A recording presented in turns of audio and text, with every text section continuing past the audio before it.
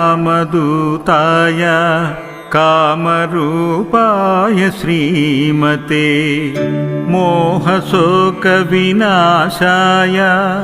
सीताशोकविनाशिने भग्नशोकवनायास्तु दग्धलङ्काय वाग्मिने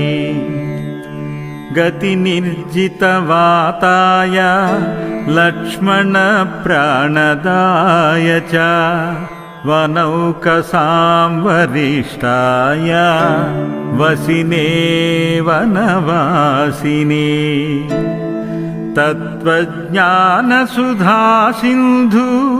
निमग्नाय महीयसे आञ्जनेयाय शूराय सुग्रीवसचिवाय ते